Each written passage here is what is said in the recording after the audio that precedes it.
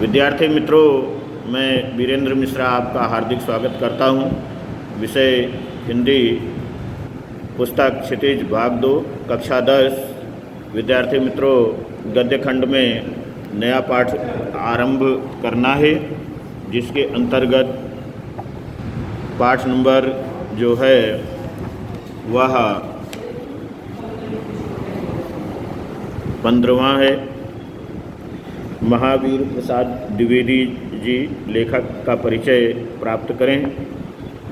तो महावीर प्रसाद द्विवेदी का जन्म सन 1864 में ग्राम दौलतपुर, जिला रायबरेली, उत्तर प्रदेश में हुआ।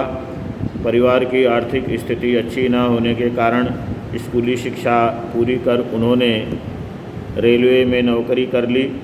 बाद में उस नौकरी से इस्तीफा देकर सन 1903 में प्रसिद्ध हिंदी मासिक पत्रिका सरस्वती का संपादन शुरू किया और सन 1920 तक उसके संपादन से जुड़े रहे। सन 1938 में उनका देहांत हो गया।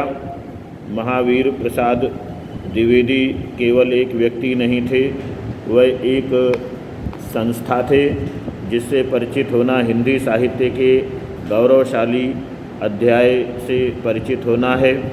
वह हिंदी के पहले व्यवस्थित संपादक, भाषा वैज्ञानिक, इतिहासकार, पुरातत्ववेत्ता, अर्थशास्त्री, समाजशास्त्री, वैज्ञानिक चिंतन एवं लेखन की स्थापक, समालोचक और अनुवादक थे।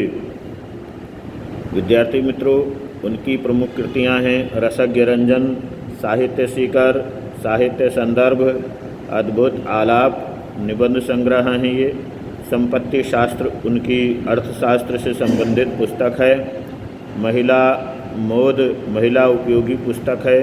तो आध्यात्मिकी दर्शन की द्विवेदी काव्यमाला में उनकी कविताएं हैं। उनका संपूर्ण साहित्य महावीर प्रसाद द्विवेदी रचनावली के 15 खंडों में प्रकाशित है। महावीर प्रसाद द्विवेदी के बारे में समझा जाता रहा है कि उन्होंने हिंदी गद्य की भाषा का परिष्कार किया और लेखकों की सुविधा के लिए व्याकरण और वर्तनी के नियम स्थिर किए। परिष्कार यानी शुद्ध किया। कविता की भाषा के रूप में भी ब्रज भाषा के बदले खड़ी बोली को प्रतिष्ठित किया। युग निर्माता महावीर प्रसाद द्विवेदी ने स्वाधीनता की चेतना विकसित करने के लिए स्वदेशी चिंतन को व्यापक बनाया। उन्होंने सरस्वती के माध्यम से पत्रकारिता का श्रेष्ठ स्वरूप सामने रखा। हिंदी में पहली बार समालोचना को स्थापित करने का श्रेय भी उनको जाता है। उन्होंने भारतीय पुरातत्व एवं इतिहास पर खोज परख कार्य किए। कुल मिलाकर उनके कार्यों का मूल्यांकन व्यापक हिंदी नवजागरण के संदर्भ में भी ही संभव है। विद्वता एवं बहुज्ञता के साथ सरसता उनके लेखन की प्रमुख विशेषता है। उनके लेखन में व्यंग्य की छटा देखते ही बनती है। मित्रों, पाठ स्त्री शिक्षा के विरोधी कुतर्कों का खंडन का सारांश यहाँ दिया हुआ है। आज हमारे समाज में लड़कियां शिक्षा पाने एवं कार्यक्षेत्र में क्षमता दर्शाने में लड़कों से बिल्कुल भी पीछे नहीं हैं, किंतु यहाँ तक पहुँचने के लिए अनेक स्त्री पुरुषों ने लंबा संघर्ष किया। नवजागरण काल के चिंतकों ने मात्र स्त्री शिक्षा ही नहीं बल्कि समाज में जनतांत्रिक एवं वैज्ञानिक चेतना के संपूर्ण विकास के लिए अलख जगाया है।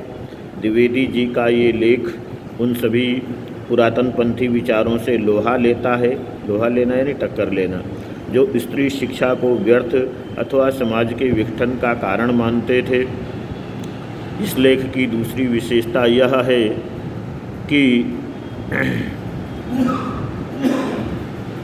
इसमें परंपरा को ज्यों का त्यों नहीं स्वीकारा गया है, बल्कि विवेक से फैसला लेकर ग्रहण करने योग्य को लेने की बात की गई है और परंपरा का जो हिस्सा सड़ गल चुका है उसे रूढ़ी मानकर छोड़ देने की ये विवेकपूर्ण दृष्टि संपूर्ण नवजागरण काल की विशेषता है। आज इस निबंध का अनेक दृष्टियों से ऐतिहासिक महत्व है। विद्यार्थी मित्रों, यह लेख पहली बार सितंबर 1914 ईस्वी की सरस्वती में पढ़े लिखों का पांडित्य शीर्षक से प्रकाशित हुआ था। बाद में द्विवेदी जी ने इसे महिला मोद पुस्तक में शामिल करते समय इसका शीर्षक स्त्री शिक्षा के विरोधी कुतर्कों का खंडन रख दिया था। इस निबंध की भाषा और वर्तनी को हमने संशोधित करने का प्रयास नहीं किया है। विद्यार्थी मित्रों, धन्यवाद। ये लेखक का परिचय और इसका स्त्री शिक्षा के विरोधी कुतर्कों का खंडन का सारांश है। आपको कैसा लगा हमें ज़रूर लिखिए कमेंट बॉक्स में। अगर पसंद आ रहा है तो लाइक कीजिए, शेयर कीजिए। अगर सब्सक्राइब नहीं किए हैं चैनल को तो सब्सक्राइब कर दीजिए। धन्यवाद।